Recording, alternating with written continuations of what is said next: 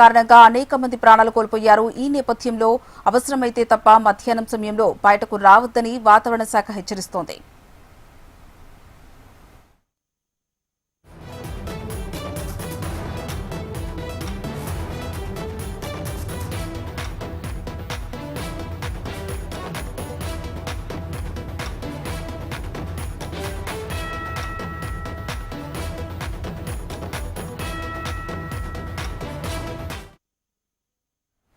ఆంధ్రప్రదేశ్లో కూడా అధిక ఉష్ణోగ్రతలు నమోదవుతున్నాయి. కృష్ణా, గుంటూరు, బాపట్ల, ప్రకాశం, నెల్లూరు, చిత్తూరు, మార్కాపురం జిల్లాల్లో 45 డిగ్రీల పైబడి ఉష్ణోగ్రతలు నమోదయ్యాయి. ఏలూరు, విశాఖ, అనకాపల్లి, పోలవరం, పార్వతీపురం, విజయనగరం, శ్రీకాకుళం జిల్లాల్లో 42 డిగ్రీల ఉష్ణోగ్రతలు నమోదయ్యాయని వాతావరణ శాఖ తెలిపింది.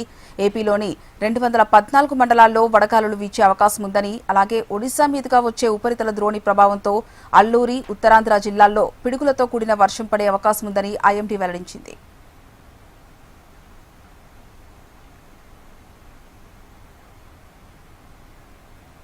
తెలంగాణ వ్యాప్తంగా పలు జిల్లాల్లో 45 నుంచి 47 డిగ్రీల ఉష్ణోగ్రతలు నమోదయ్యే అవకాశం ఉందని వాతావరణ శాఖ హెచ్చరిస్తోంది. హైదరాబాద్లో మాత్రం ఉష్ణోగ్రతలు సాధారణంగా 40 నుంచి 42 డిగ్రీల నమోదవుతున్నాయని వెల్లడించింది. అయితే అక్కడక్కడ తెలంగాణలో వర్షం పడే అవకాశం ఉందని టీజీడీపీఎస్ స్పష్టం చేస్తుంది. తెలుగు ప్రజలు మధ్యాహ్నం సమయంలో ఎట్టి పరిస్థితుల్లో బయటకు రావద్దని వాతావరణ శాఖ హెచ్చరిస్తోంది. బయటకు వెళ్లేటప్పుడు తగిన జాగ్రత్తలు తీసుకోవాలని సూచించారు.